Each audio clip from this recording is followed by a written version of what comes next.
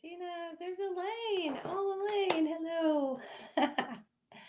Hello, everybody. Hello, hello, hello. I'm so glad you're here tonight. This is going to be like one of the best lives ever. I'm super excited and super creeped out because there's going to be some creepy, scary stuff we're going to talk about tonight. It's going to be like a scary movie. Hope you have your popcorn. Hey, everybody. Hello, hello. I'm just waiting a few more minutes for everybody to keep coming on. Hello, hello. Jazz, Holly, hello. Hey, guys. So nice to see you here. Just waiting a few more minutes till a few more people come in. Tonight, we're going to talk about the history of hormones. And I know history is probably not all that exciting, but in this case, it's very, very interesting. So, for some people, they're not huge history buffs, but I think it's very, very applicable to the topic of why we think about hormones the way we think about hormones. And Lullaby is here. That's a new name. Hello, hello, hello. Just waiting a few more minutes. Okay, so if you guys don't know me, I'm Dr. Tammy, and if you go to my link in bio, you can find all sorts of free download information, and you can get your hormones tested, which I'm very, very passionate about. So you can check your estrogen, progesterone, and testosterone. It's a kit that you can get at home. And yes, please encourage more viewers to share if you would. And if you tap the screen, it sends little bitty hearts up and it tells people that this is good content. Hi, Tacoma. Yay, yes, yes. I am so excited to Tacoma said, excited for our Bliss meeting tomorrow. So our Bliss membership, we have once a month. I'm going to be on there in a live Zoom and we're going to meet each other and I get to see everybody face to face because now I only see little bitty circle pictures and your name. And Tacoma, I think I'm going to find out your real name because I don't even think it's really Tacoma. I never even really thought about that. So, yeah, so it's going to be a super, super good night tomorrow night and we're going to have tons of fun. Bring your tea and Dana, I love it. I got you thinking maybe it's because it's like Tacoma because that's where you're from. I'm gonna have the hardest time now. I hope it's okay. It's like kind of like people call me Dr. Tammy, and then it's like just Tammy, and then like they have the hardest time like undoing the doctor part. Even my future father-in-law still wants to call me doctor, and it's so cute. I think he calls me his doctor-in-law. But yeah, he's totally adorable. He's so precious. He may even be watching tonight. I stream on Facebook and everything. So if you are watching, I love you very much. So yeah, he's proud of you. Yes, he is. He's pretty awesome. Awesome, awesome. Okay, so we are talking about all things hormones tonight. Yes, Dan, that is so sweet. We're talking about all things hormones tonight. And so I'm going to jump right in. But yeah, I think I got all the housekeeping right. So share this video if you like it. Share with your friends because the only way that we can get this word out and get the truth out there is if you guys are on that mission with me to share. So super, super exciting. And the whole goal of everything that I do is to get women at least empowered and understanding that they have choices and then we don't have to crumble and dry up and blow away because our ovaries retire. And we can do testing and we can do bioidentical hormones and we have lots and lots of choices. So tonight we're going to get into the history of hormones. And again, the whole point is to kind of take you through this journey so you can unravel some of the fear and anxiety because if I can do that for people, it really makes a huge difference for you to start asking questions. And I always say my tribe is the people who like ask questions. And I am so curious. And that's why traditional medical practice has been a challenge for me because I'm a question asker and I'm curious and I'm not just going to take the status quo. And especially if this is something that has been just ingrained in us for years. And I heard a saying one time. I love this story. There was a lady who every Sunday they would eat a roast after church or whatever, Sunday dinner. And the lady would always lop the end of the roast off. And so the husband was like, "Why do you always cut the end of the roast off?" And she said, "I don't know, because my mom did it." And then she was like, "Mom, why do we always cut the end of the roast off?" And she was like, "I don't know, because your grandma did it." And so she asked grandma, and she's like, "Why'd you always cut the end of the roast off?" And she said, "Because my pan was too small." And so how many times do we just go by what we're told? We're just told to suck up the narrative. And, it doesn't even seem, we're so busy. And especially as women, we are just living our best lives and we are just going with the flow. And all of a sudden we look up, especially when we're having dysfunctional uterine bleeding or endometriosis or problems or menopause, and we're in ovarian failure. And then we are scared because we are told that hormones are dangerous and hormones cause cancer. And I don't know how far we'll get through the history of hormones, because I just think this is so fascinating and I want to share. But I do have 10 of the most common hormone questions that get asked. So if we don't get to that, I want to answer your questions. So I don't know what your questions are. So please feel free to put them in. And people who are regularly on these lives, I do them every Monday, Wednesday, and Friday night at 7 o'clock. And if you are used to seeing me on these, I'm like a little bit ADD because I'm trying to look for your questions and answer them, because that is the most important thing to me. I like to give you all sorts of information, but your questions are the most important. So if you have them, please ask them. If I don't see them, my moderator will bring them back around for me. And if I don't see them, he'll bring them back around again. But sometimes, and I love this, you guys get asking questions really fast and I can't catch them all. And in the middle of the conversation, I'll stop and answer, like, how much vitamin D. So you'll see me get a little bit disjointed because I'll stop and answer questions. So please forgive me when I'm like in a flow and I stop.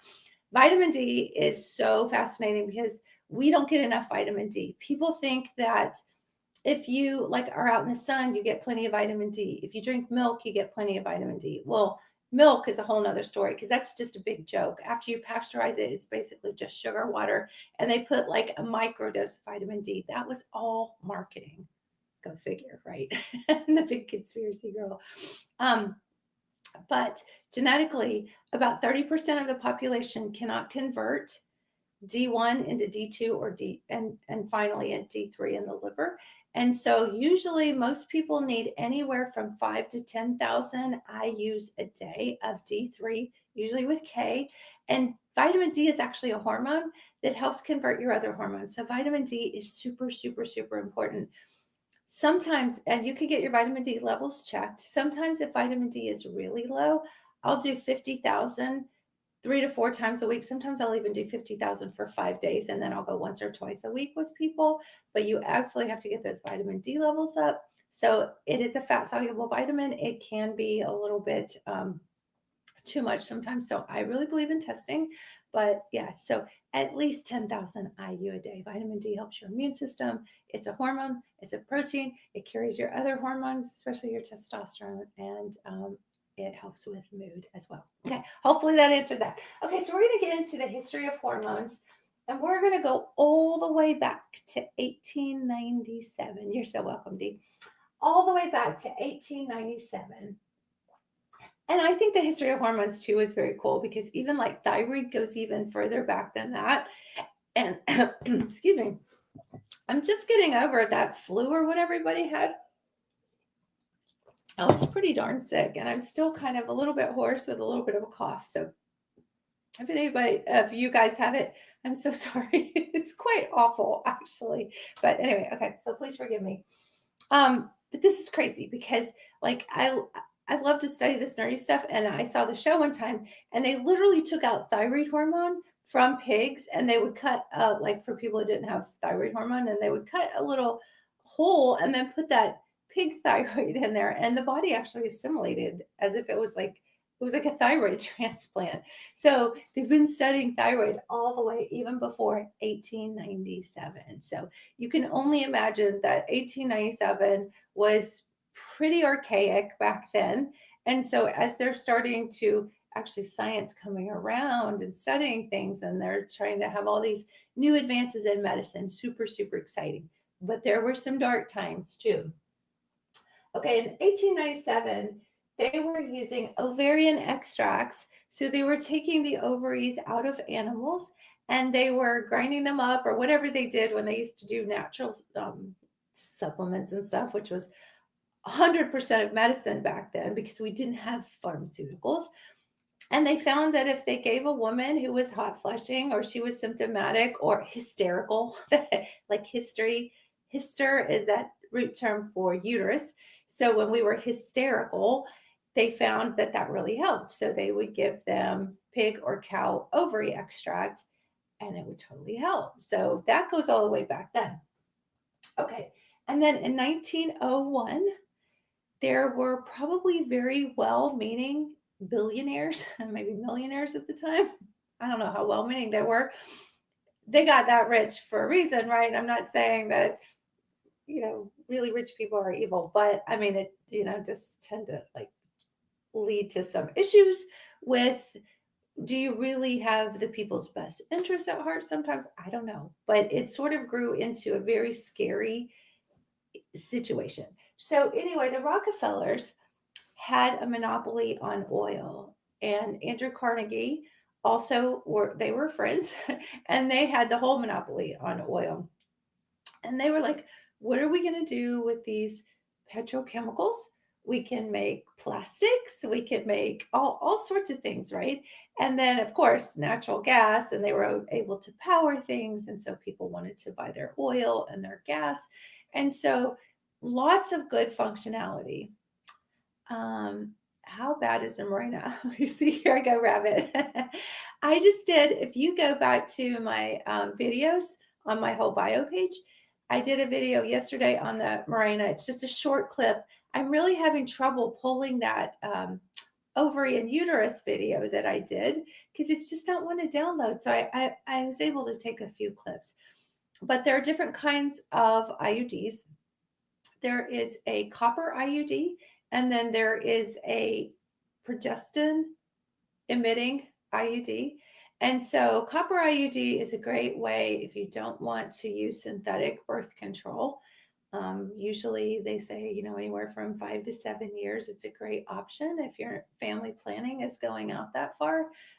These synthetic progestins upregulate progestin receptors on both uterine and breast. So I'm very concerned about that. There's a lot of um, doctors in this space who are saying, oh, it just works locally to keep you from bleeding. I've had so many women who bleed and bleed and bleed on the Mirena or the progestin emitting IUD.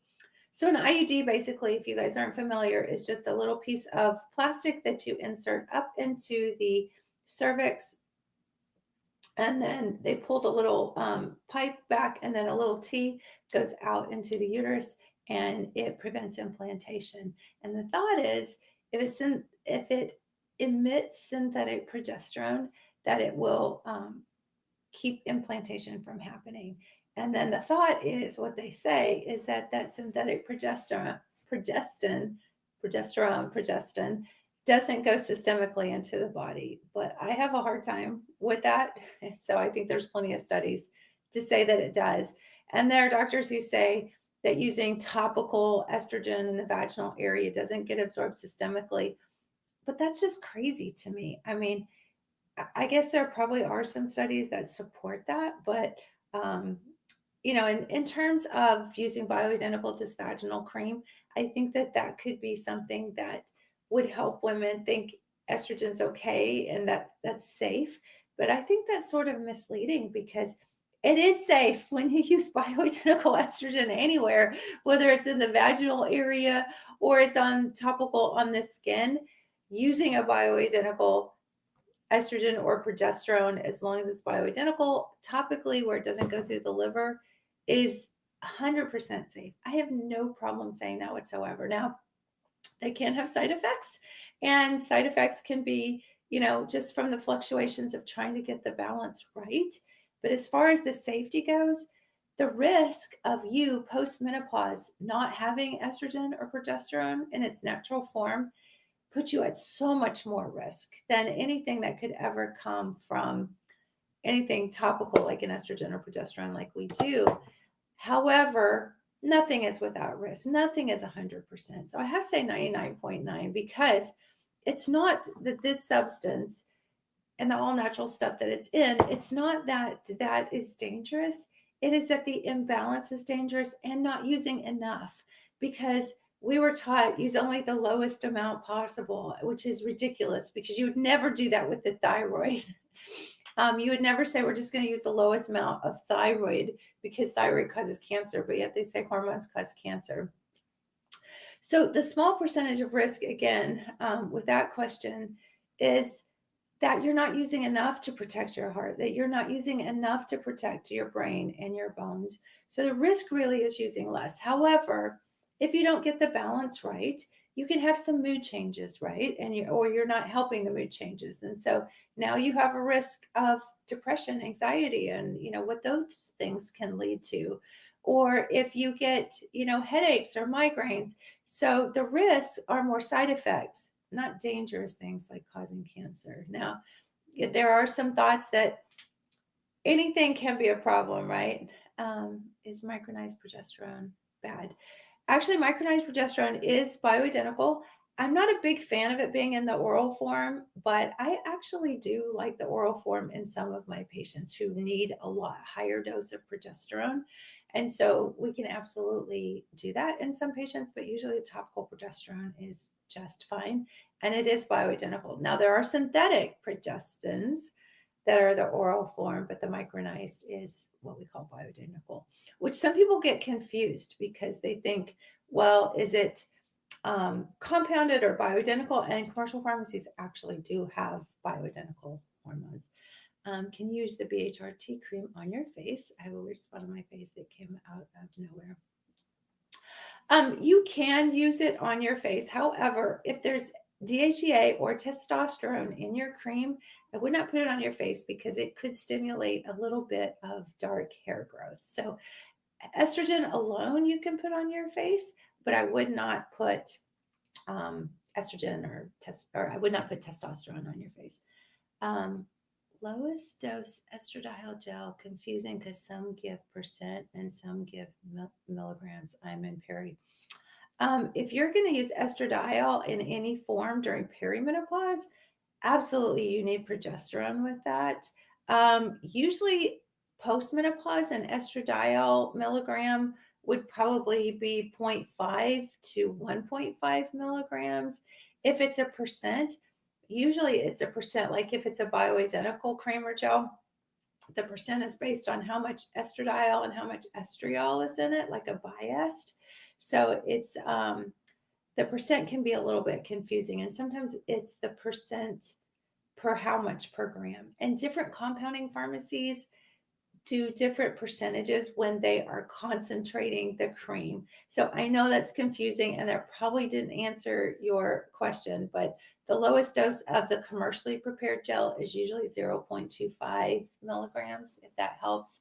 And I would go by the milligrams and probably not the percentage because that's different from pharmacy to pharmacy. Oh, and I was going to say, if you're in our program and you're on our bioidentical hormones, if you want to do just estrogen that you can put on your face, just let us know and we can help you with that. So, castor oil on the spot until it's gone. Oh yeah, yeah, you can use. If there's a spot on your face, make sure that consult tomorrow. Yay! I love it. I love it. She said there's consults tomorrow for a program.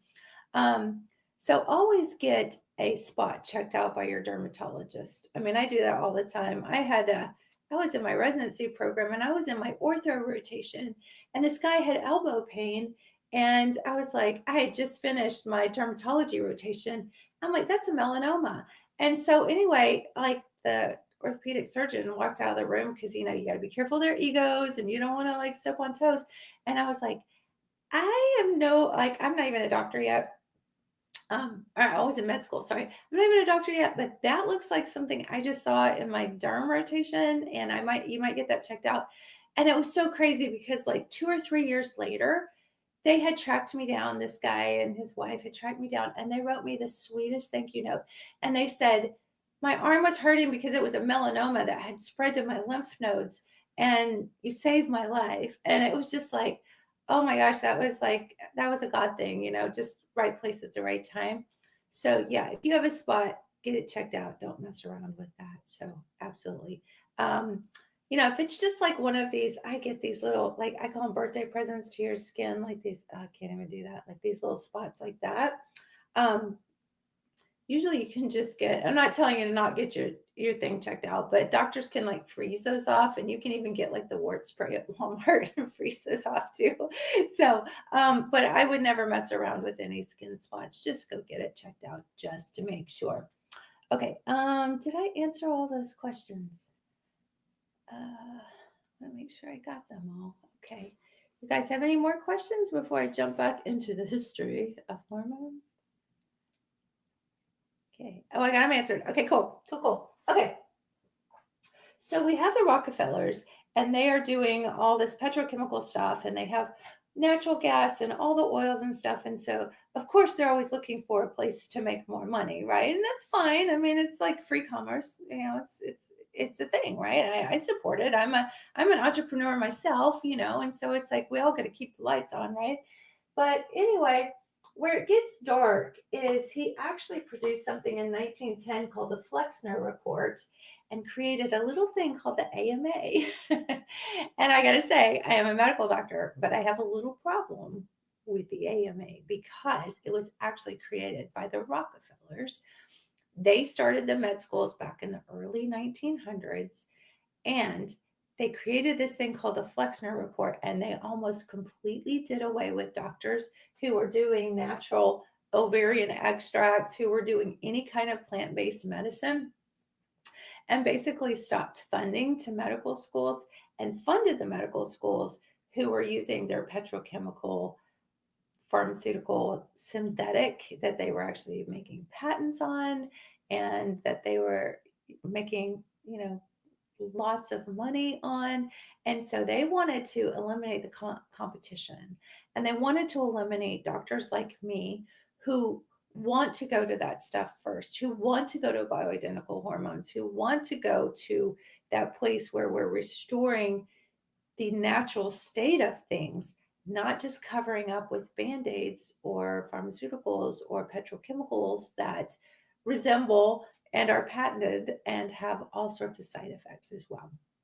So anyway, they made this thing called the Flexner Report, and they basically bought out the medical schools at that point. And to this day, we are still reeling from those effects. Okay, so fast forward in 1906, estrogen was actually discovered.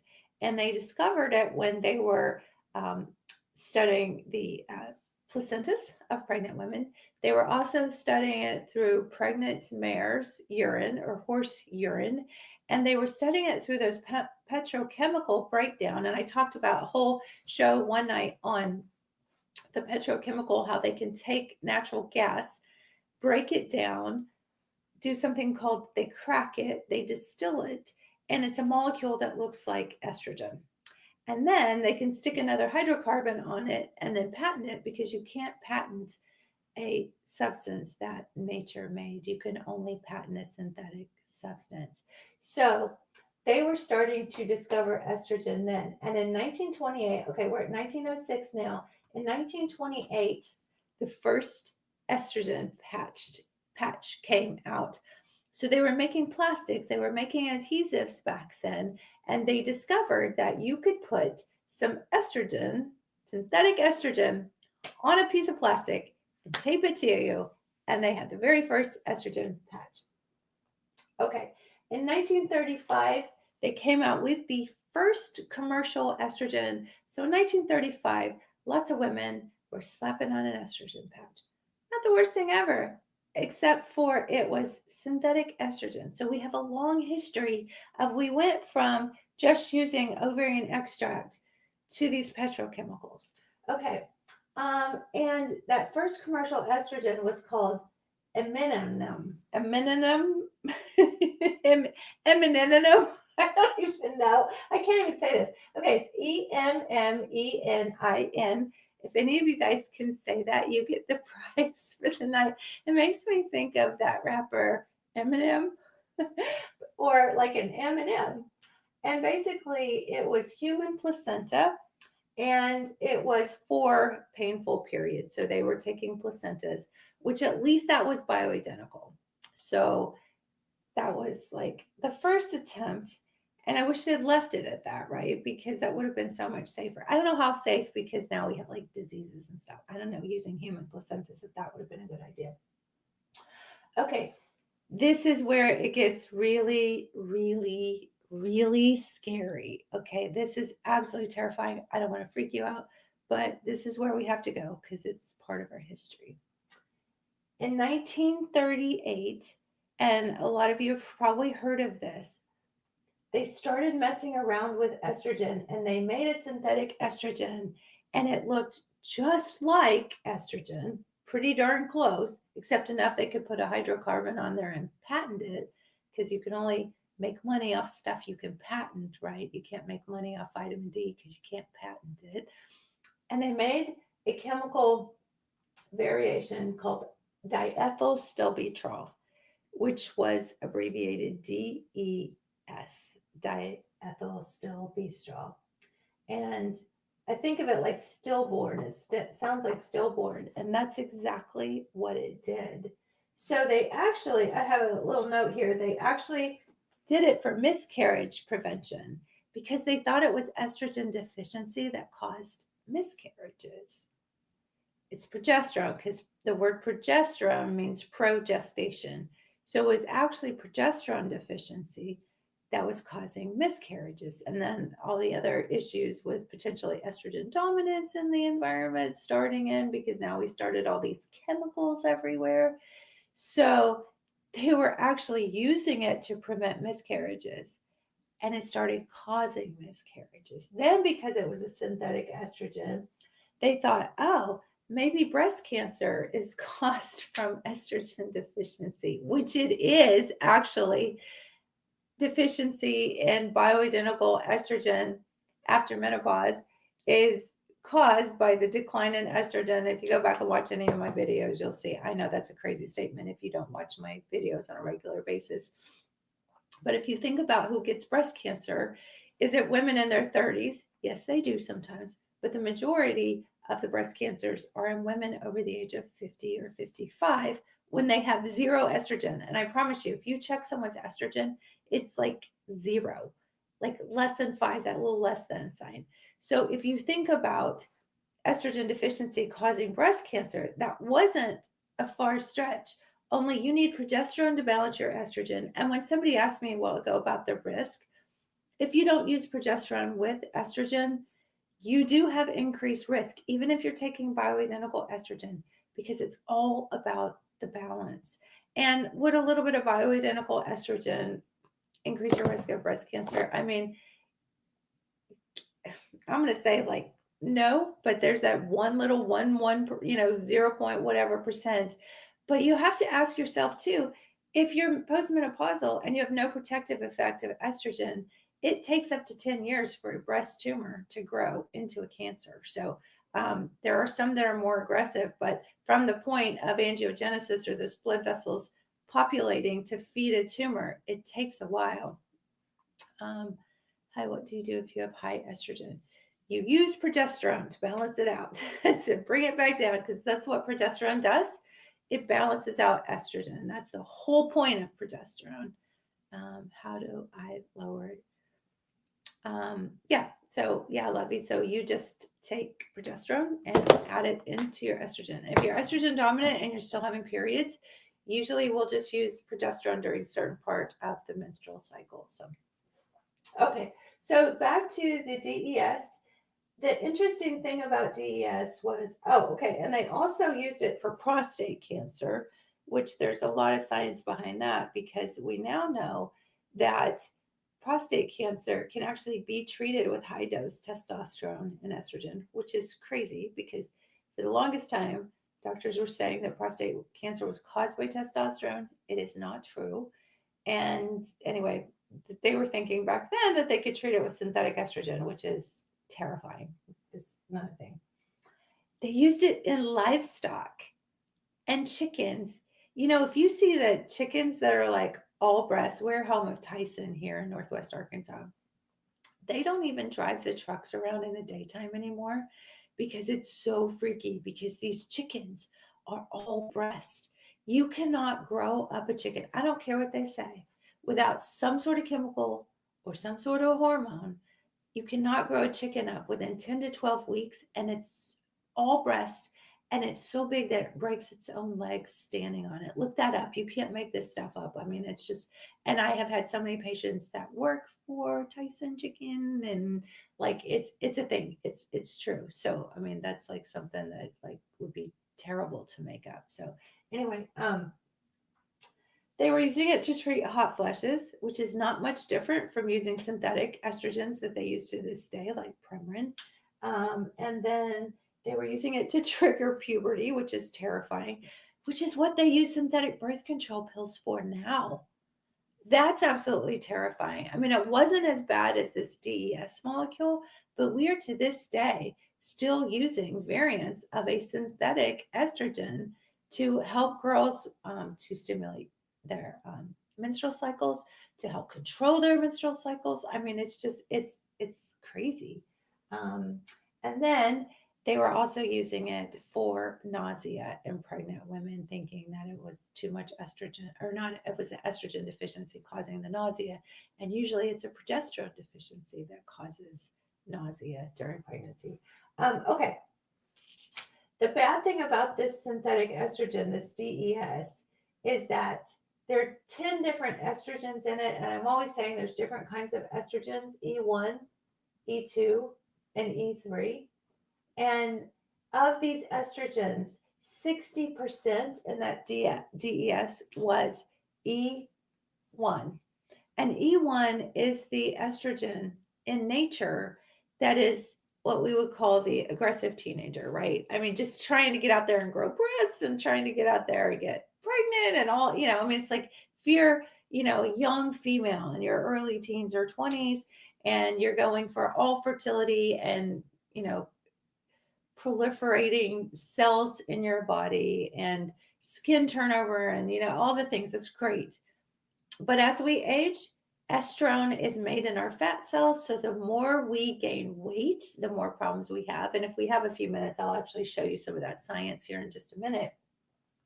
But E3 is the protective one. And I always say it acts like a fire blanket to mitigate the receptors on E1. So when you check for estrogen receptor positive breast tumors, you're looking for that E1 receptor on there. So if you have something like this DES that's almost all E1 estrone, like that's absolutely terrifying. You're putting a synthetic version, it's like putting fire throughout someone's body and then just waiting for the cancer to form.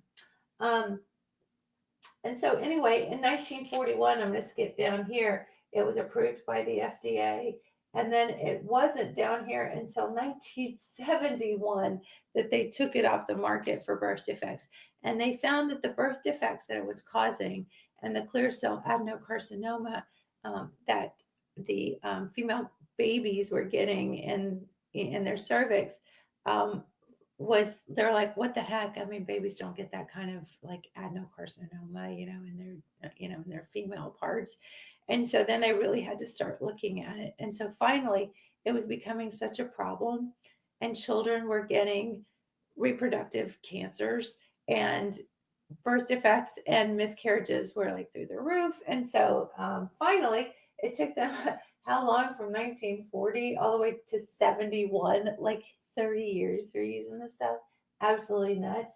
And they still have some testing facilities now that are still tracking because it changes the genetics. Because the talk I did the other night on the uterus, when your body is exposed to synthetic hormones like birth control, like DES, it actually genetically changes the structure in your genetic code that upregulates your estrogen and progesterone receptors, which is a disaster because you need certain numbers of estrogen and progesterone receptors on your cells, your breast cells, your uterine cells, your ovarian cells. If your DNA starts making more receptors, it just sucks up more hormone than it's supposed to have. So, again, it's about balance, too much, too little, and in the right mixture with estrogen and progesterone together. So, if you take a woman postmenopausal, put her on synthetic estrogen, no progesterone to balance it, it is a recipe for disaster in many, many ways. Okay, so moving right along, so all this DES stuff is going on. In 1939, Premarin actually comes to the market, and it was almost all estrone, almost all the problematic synthetic estrogen. And then in 1950, they added progesterone to birth control because they figured out that they could take the molecule, the progesterone similar type molecule called a progestin, which is from the natural gas petrochemicals. It looked like a steroid molecule, a couple extra hydrocarbons, so they could patent it. And then they took that and they put it in with the estrogen because they said if you have a uterus, you could get uterine cancer if you have unopposed estrogen. Because estrogen causes you to build up a uterine lining, which is what you slough off and bleed every month, right? So they started putting them together, and they actually had a better family planning effect, right? Pregnancy prevention when they put those two high dose synthetic hormones together. Totally shuts down ovulation, which is your body's natural female process. I mean, we as females are wired for procreation. So it literally shuts down ovulation and changes the mucosa in the cervix and the uterine lining. And it is upregulating the DNA to make receptors that are just, it's terrifying, the increased risk of cancer. The scary thing is that there's no doctor who has a problem. You can go out there tomorrow, make an appointment with any of your family medicine or internal medicine, primary care docs, and you can be as young as 9 years old and ask for birth control, and they'll write it. And they won't ever say a word. They won't ever give you any informed consent. They might say, you're a little young, or you can only be on this 2 years if they have half a brain, because more than 2 years, your cancer rates go up significantly on this synthetic stuff. Unlike bioidentical hormones after menopause. So I want to get that in there because I don't want you guys to pop in and pop out and go, yeah, she said hormones cause cancer. I'm not saying that at all. But they have no problem giving a fertile female synthetic hormones that cause cancer. And yet, after menopause, when our ovaries literally dry up and we have nothing to refuse to understand or to educate themselves or women about bioidentical topical hormones, is just crazy to me. It's like absolutely, it's criminal. It's absolutely criminal because it's so, I don't know, I guess hypocritical isn't the word, but to say that a young fertile female can take synthetic hormones that can cause cancer, and yet a postmenopausal woman can't. I mean, it just, it's clown world. It's crazy. Okay. So we had in 1960, HRT was very, very prevalent, and whether it was synthetic or natural, because on the back end of things, they were starting to come up with bioidentical hormones, which were plant-based. So there was still a little bit of a chemical process to make the hormones, but they were plant-based, organic, the same as what our bodies make. And so Russell Marker was synthesizing wild yam cream, and it was identical to our hormones. And then Jonathan Wright and Dr. John Lee in 1980 started really making those available and doing what we call compounding and making it more sophisticated so that women could get the exact balance in a topical form. And they didn't have to go through commercial pharmacies and one size fits all, and here's your synthetic stuff, because really most pharmacies nowadays are just pill counters. If you ever look back there, there's no chemistry going on. They're literally just counting pills. So it's kind of crazy. Okay. Um, Premarin was the number one prescribed drug in 1992 and the number one prescribed drug. So that tells you that the industry was ripe for estrogen. Women needed it. Women still need it. And they found a way to get it to women. And for $1 billion back then in the pharma industry, like women loved it. Women needed it. And even the synthetic stuff took their symptoms away and made them feel better. And so tons of women were doing Premarin, right? Even though it was synthetic estrone, basically, they still were. Okay, and then 2001, almost 80% or more, they think the numbers might even be a little higher, were on some form of HRT. So women were suffering and then they weren't because they were getting HRT.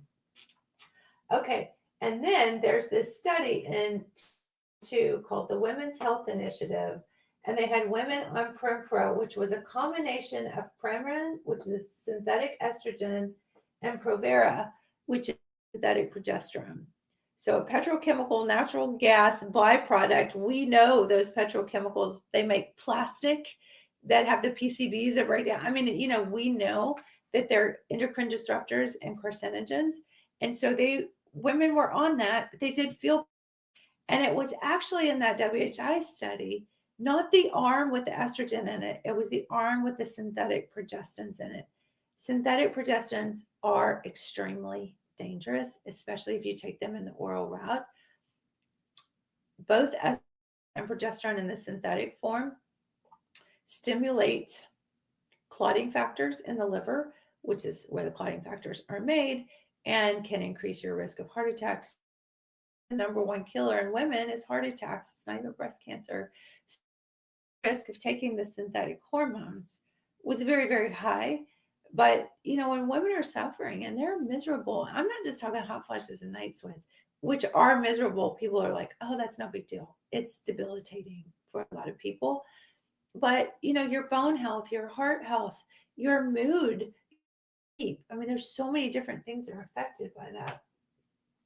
Okay, and then let's see, where were we? After the study in 2002, when they stopped it for the basically, which is funny because it wasn't even the estrogen arm. Yes, it is.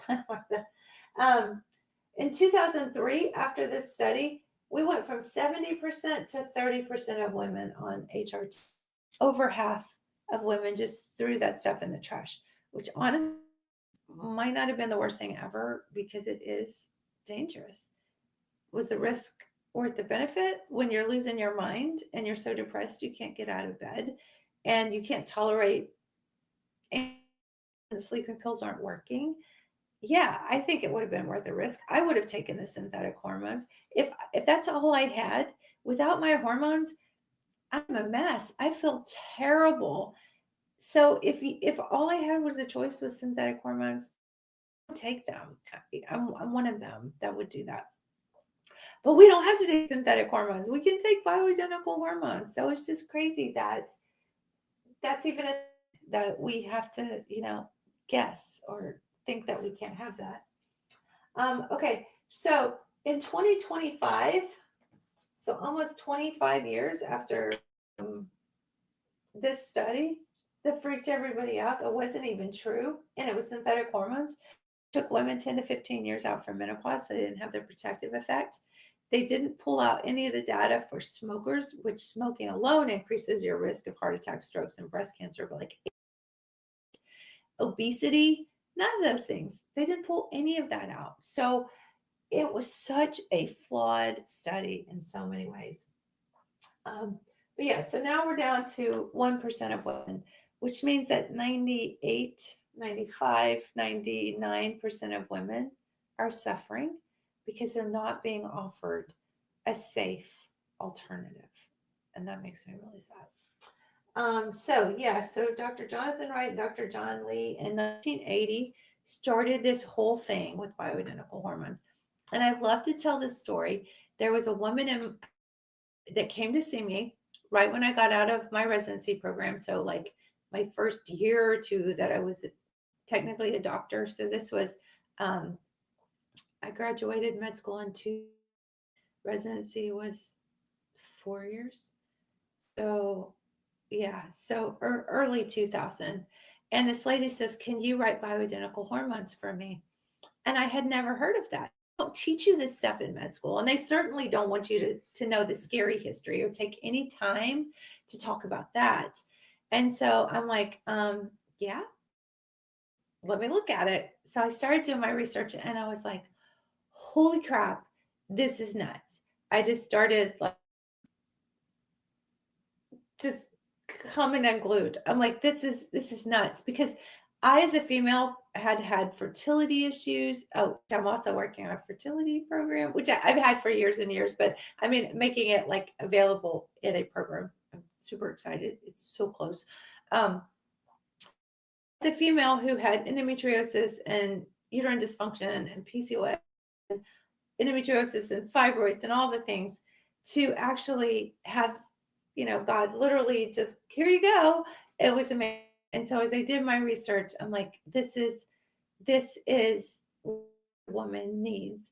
And even in younger years when we have dysmenorrhea or dysfunctional uterine bleeding, or when we get to the point where it's pause and we're all over the place, how do we regulate that? How do we make that okay?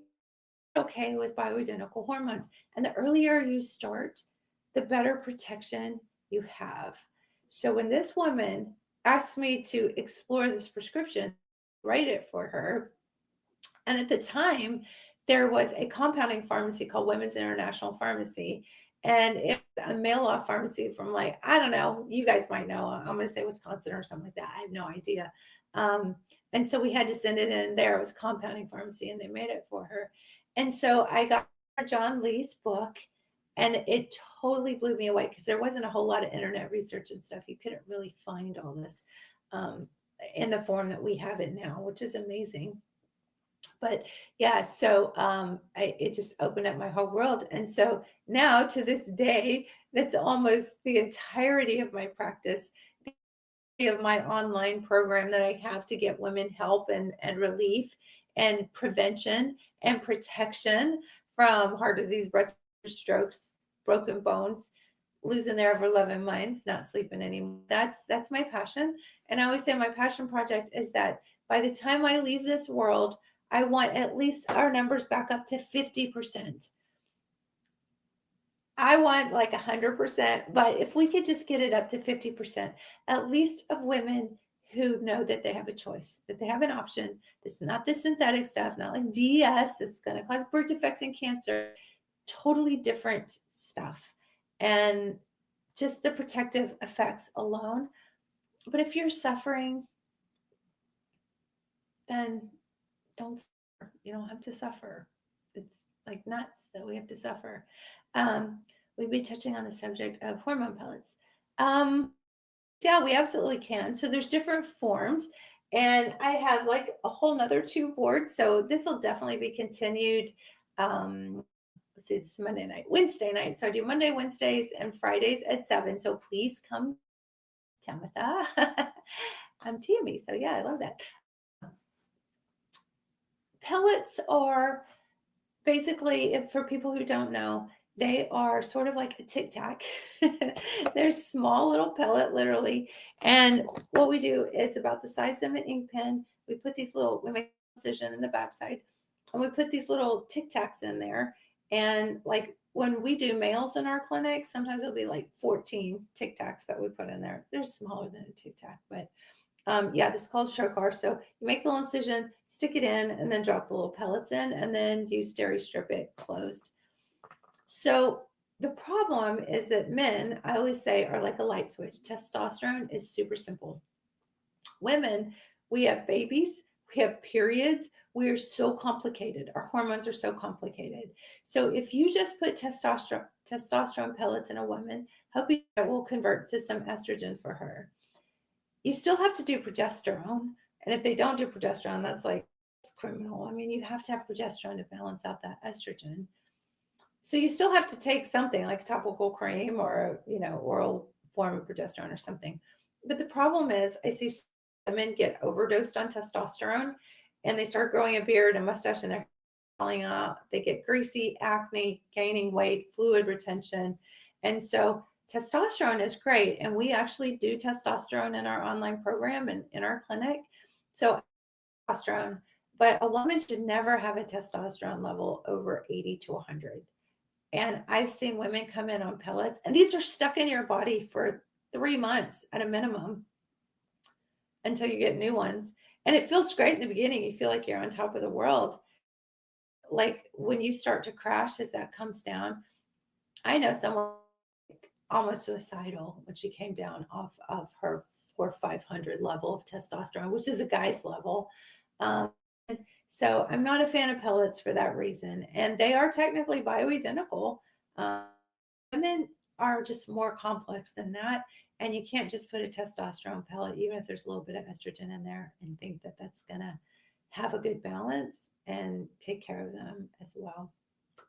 So I don't start like a whole nother discussion because I actually have the most commonly asked questions on the next board. So I'm going to say that for Wednesday night.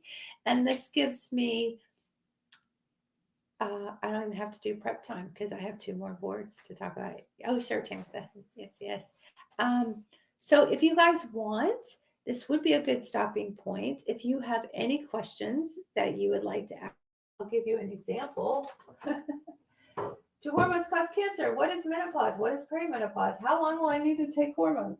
All those things. So we will dig into those on Wednesday night. YouTube channel on Wednesday. So it's already on the YouTube channel because it's streaming on the YouTube channel and my Facebook. So it's all Dr. Tammy Tucker. You can find me just about anywhere.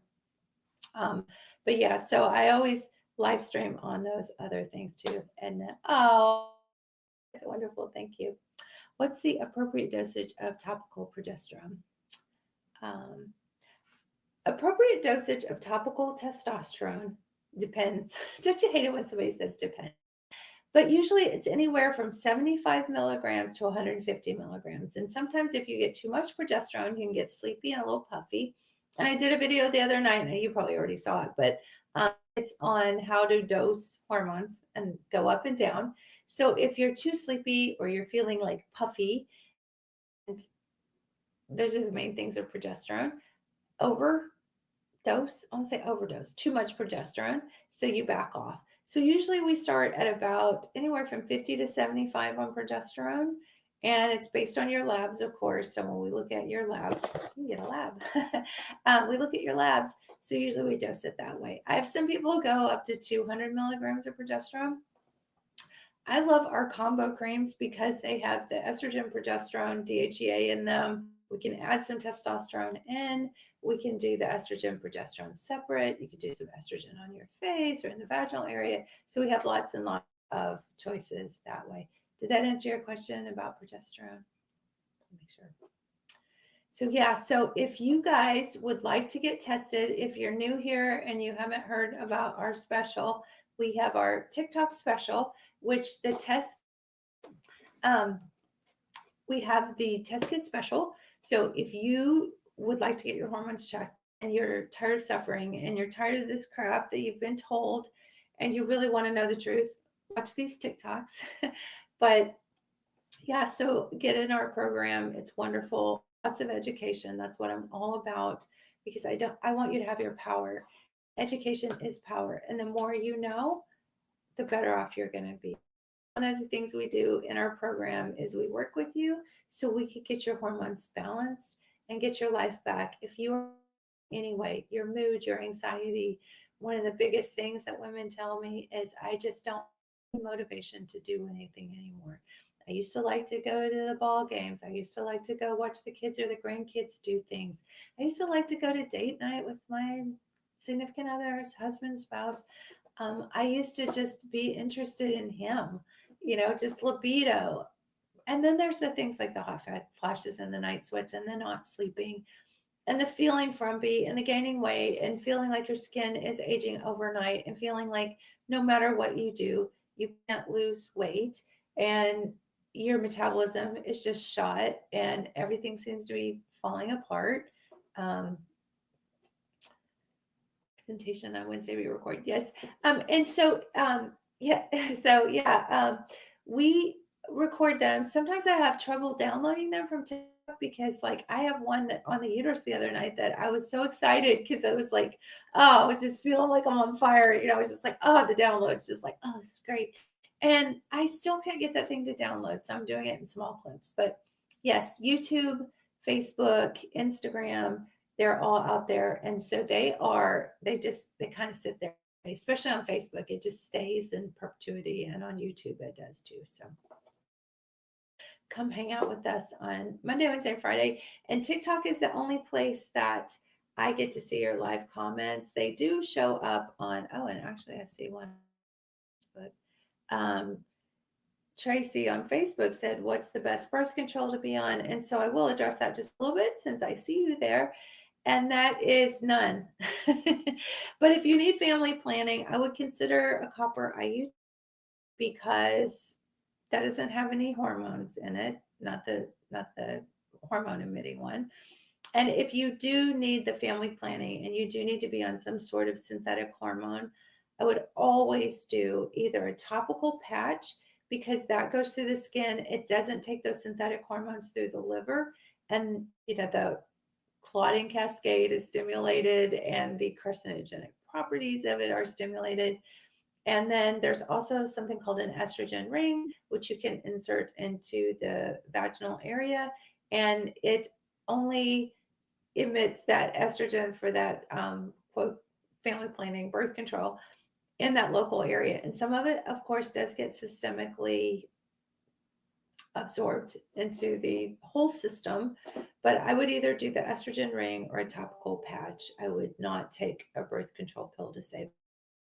And luckily for me, I did before I ever knew, when I was in my 20s, before I ever knew that, bioidenticals existed, I would try to take synthetic birth control by mouth.